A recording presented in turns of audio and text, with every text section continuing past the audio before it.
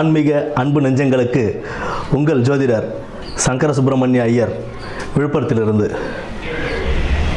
இப்பொழுது நாம் பார்க்க போவது கார்த்திகை மாதத்தின் ராசி பலன் பற்றி பார்க்க போகிறோம். அதற்கு முன்பாக இந்த கார்த்திகை மாதம் நமக்கு எப்படி உருவானது, இந்த மாதத்தின் விசேஷங்கள் என்னென்ன அப்படின்றத ஒரு கிளான்ஸ் பார்த்துருவோம்.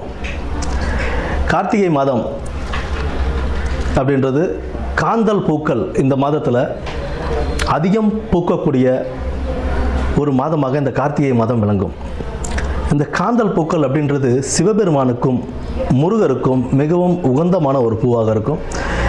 இந்த மாதத்தில் அந்த காந்தல் பூக்களை வாங்கி நம்ம சிவபெருமானுக்கும் முருகருக்கும் நம்ம பூஜித்து வரும்போது நம்மளுடைய சகல தோஷங்களும் விலகி சகல செல்வங்களும் அடையும் ஒரு வாய்ப்பாக இந்த மாதத்தில் அமையும்.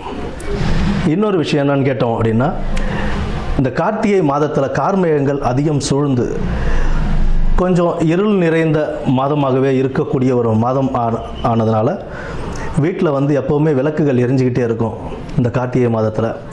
அதனாலவே இந்த தீபத் திருநாளும் இந்த மாதத்திலே நமக்கு வருது. இந்த தீபத் திருநாள் அப்படின்னு சொல்லும்போது சிவன் அக்னி ஸ்வரூபமாக மாறி பிரம்மாவுக்கும் விஷ்ணுவிற்கும் அடிமுடி காண்பதற்கு ஒரு வாய்ப்பளித்த ஒரு மாதமாக இந்த மாதம் திகழுது. அந்த அக்னி ஸ்வரூபமாக அவர் மாறின ஒரு காரணத்தினால தான் இந்த கார்த்திகை தீபம் அப்படின்றது நம்ம இன்னும் நடைமுறையில் நம்ம இந்த நாட்களிலும் கொண்டாடி கொண்டிருக்கிறோம். திருவண்ணாமலையில் இது ஒரு பெரிய ஒரு நிகழ்ச்சியாகவே எப்போவுமே நடந்துக்கிட்டு இருக்கு. இப்போவும் பல லட்சக்கணக்கான மக்கள் கூடி வழிபடுகின்ற ஒரு நாளாக இந்த கார்த்திகை தீபத் திருநாள் இங்கே அமைந்திருக்கு. கார்த்திகை தீபம் அப்படின்னு சொல்லும்போது தீபங்கள் மாலை 6 மணிக்கு மேலே விளக்கேற்ற வேண்டும் அப்படின்றது தான் ஐதீகம். கரெக்டாக முதல்லலாம் பார்த்தோம்னா ஒரு 5:50 6 மணிக்குள்ளே கார்த்திகை மாதத்தில் திருவண்ணாமலையில் தீபம் ஏற்றிடுவாங்க மலையில். அந்த நேரத்தை வச்சு தான் நம்ம பொதுவாக வீட்டில் விளக்குகள் ஏற்றுவோம். எத்தனை விளக்கு சார் ஏற்றலாம் அப்படின்னு பார்த்தோம் அப்படின்னா, வாசலில் எப்பொழுதும் அகண்ட விளக்குன்னு சொல்லுவோம். கொஞ்சம் அகல் விளக்கே கொஞ்சம் பெரிய சைஸாக இருக்கும். அந்த அகண்ட விளக்கில் ஒரு விளக்கு ஏற்றி வைத்து அதை சுற்றி ஒரு 8 சிறிய அகல் விளக்குகளில் தீபம் ஏற்றணும். இப்போ நிறையா பேர் பார்த்தோம் அப்படின்னா குத்து விளக்கு கொண்டு வந்து ரோட்டில் வச்சு ஏற்றிட்டு இருக்காங்க. குத்து விளக்கு பொறுத்த வரைக்கும் பூஜைகளுக்காக நம்மளுடைய வீட்டு அறையில் ஏற்றுறதுன்றது வேறு, எப்போவுமே சாமி படத்துக்கிட்ட ஏற்றி வைக்கிறதுன்றது வேறு. ஏதாவது ஹோமங்கள் பண்ணுறோம் அப்படின்னா வீட்டில் ஹாலில் வச்சு ஹோமம் பண்ணும்போது அந்த ஹோமத்துக்காக குத்து விளக்கு ஏற்றி வைப்பாங்க. அதை கொண்டு வந்து நடு ரோட்டில் வச்சு விளக்கு ஏற்றக்கூடாது. வாசலில் ஏற்ற வேண்டிய விளக்கு அப்படின்னா அகண்ட விளக்கும் அதை சுற்றி அகல் விளக்கும் ஒரு 9 விளக்குகள், வாசப்படியில் 2 விளக்கு, அதே மாதிரி சமையல் கட்டு மாடிப்படி அங்கெல்லாம் ஒரு 2 விளக்கு. பொதுவாக 11 தீபம் அப்படி இல்லைன்னா 21 தீபங்கள் அந்த மாதிரி ஏற்றுறது ரொம்ப சிறப்பு தரும்.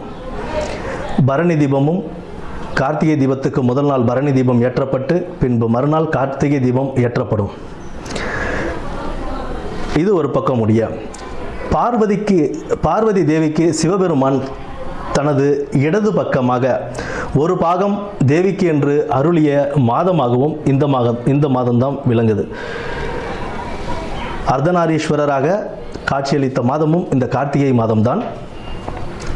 அடுத்தது பார்த்தோம்னா, ஜோதி ஸ்வரூபமான சிவனுக்கும் மற்றும் மகாவிஷ்ணு மோகினியாக அவதரித்து இவர்கள் 2 பேருக்கும் உருவான மகனாக சபரிமலை ஐயப்பன் தோற்றுவித்து அவருக்கு மிகவும் பிடித்தமான ஒரு மாதமாகவும் பக்தர்கள் அதிகம் மாலையிட்டு இந்த கார்த்திகை மாதம் தொடக்கத்தில் நிறையா மாலையிட்டு அவருக்காக வேண்டி அவங்க விரதம் இருந்து ஒரு மண்டலம் விரதம் இருந்து ஐயப்பனை தரிசித்து நெய்யபிஷேகம் செய்து வழிபட்டு வருவதும் இந்த மாதத்தில் தான் தொடங்கும்.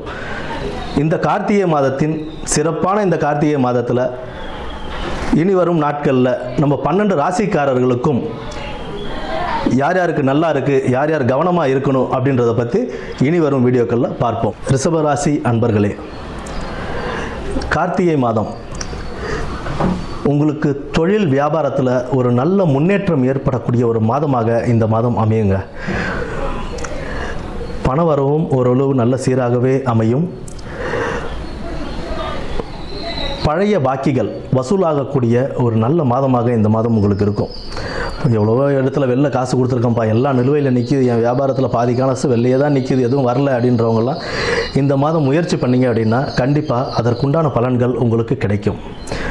பழைய பாக்கிகள் நல்லபடியாக வசூலாகும், பணவரவு சீராக அமையும், தொழில் வியாபாரம் நல்ல முன்னேற்றமாகவே இருக்கும், காரிய தடைகள் விலகும்.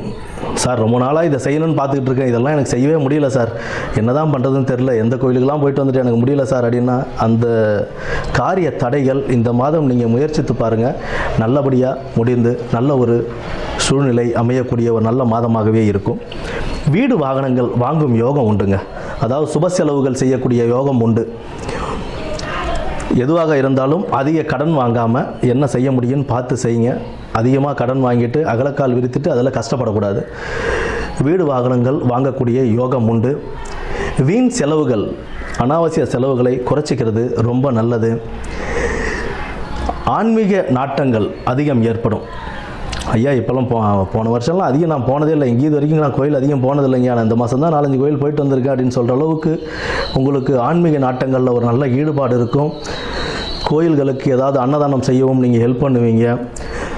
கோஷாலா அப்படின்னு சொல்லுவாங்கள்ல, மாட்டுத் தொழுவம், பசுமாட்டு தொழுவம் இருக்கும், அங்கே போயிட்டு உங்களால் முடிந்த ஏதாவது உதவிகளையும் இந்த மாதம் நீங்கள் செய்வீங்க.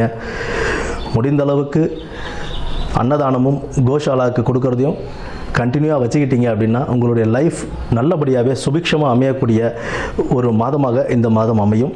இந்த மாதத்துக்கு மட்டும் இல்லை, நீங்கள் எப்போவுமே அதை பண்ணிக்கிட்டே இருந்தீங்க அப்படின்னா உங்களுக்கு இந்த மாதம் ஒரு அருமையான ஒரு காலகட்டமாகவே உங்களுடைய ஃப்யூச்சருக்கு ஒரு நல்ல ஒரு பலன்களையும் தரக்கூடிய ஒரு நாளாகவே இந்த மாதம் இருக்கும். பொதுவாக இத்தனை விஷயங்கள் நான் செஞ்சுருக்கேன் சார், இதில் எந்த விஷயத்துலையும் எனக்கு பாராட்டு கிடைச்சதில்ல, உத்தியோகத்துலேயும் சரி தொழிலையும் சரி என் பாஸ் யாரும் என்னை மதித்ததே கிடையாது அப்படின்லாம் நினச்சிருப்பீங்க இல்லைங்களா? இந்த தடவை அதெல்லாம் நல்லாவே கிடைக்குங்க. நீங்கள் கடின உழைப்பை மட்டும் நீங்கள் பயன்படுத்திக்கிட்டே இருங்க. அதற்குண்டான ஆதாயங்கள், அதற்குண்டான மதிப்பு மரியாதை, அதற்குண்டான கௌரவம் உங்களை தேடி வருங்க. இந்த காலகட்டம் உங்களுக்கு நல்ல ஒரு சுபிக்ஷமான ஒரு காலகட்டமாகவே அமையும். எந்த ஒரு விஷயத்தையும் நீங்கள் புதுசாக செய்ய போகிறீங்க அப்படின்னா அதை தீர ஆராய்ந்து அதனால் என்ன பிரச்சனை வரும், என்ன நன்மை நடக்கும், அதாவது பாசிட்டிவ் நெகட்டிவ் 2 சைடுமே நல்லபடியாக ஆராய்ந்து பார்த்து அதை நீங்கள் செய்யும்போது அதற்குண்டான பலன்கள் உங்களுக்கு இரட்டிப்பு மடங்காகவே கிடைக்கக்கூடிய ஒரு மாதமாகவே இந்த மாதம் இருக்கும். நீங்கள் எந்த ஒரு விஷயத்தையும் எடுத்து செய்யும்போது அதற்குண்டான மனோதைரியம், அந்த மன தைரியம் உங்களுக்கு இந்த மாதத்தில் அதிகமாகவே இருக்குங்க. எதையும் ஆராய்ந்து தீர விசாரித்து நல்ல முறையில் செஞ்சீங்க அப்படின்னா உங்களை அடிச்சுக்க இந்த மாதத்தில் ஆள் கிடையாதுங்க. பணவரவும் சீராக இருக்கும். சேமிப்பு ரொம்ப அவசியம். உங்களுடைய வாழ்க்கை ஃப்யூச்சருக்கு சேமிப்பு ரொம்ப அவசியங்க. கணவன் மனைவிக்கிடையே இருந்த கருத்து வேறுபாடுகள் நீங்கி இந்த மாதம் கொஞ்சம் இணக்கமான ஒரு மாதமாகவே இந்த மாதம் உங்களுக்கு அமையும். உறவினர்களுடன் ஏற்படும் சிறு சிறு பிரச்சனைகளில் வீண் வார்த்தைகள் பேசாமல், வாக்குவாதங்களில் ஈடுபடாமல் பொறுமையாக இருந்தீங்கன்னா உங்களை அவங்களே புரிஞ்சுக்கிட்டு ஒரு நல்ல நிலைமைக்கும் ஒரு நல்ல இணக்கத்துக்கும் அவங்களே வருவாங்க.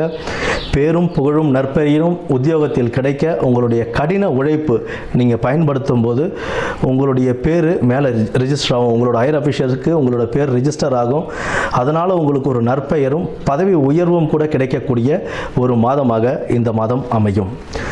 இந்த மாதத்தில் நீங்கள் சிவனுக்கும் அம்மனுக்கும் அர்ச்சனை செய்து வழிபட்டு வந்தால் சகல விதமான நன்மைகளும் செல்வங்களும் உங்களுக்கு வந்து சேரும்.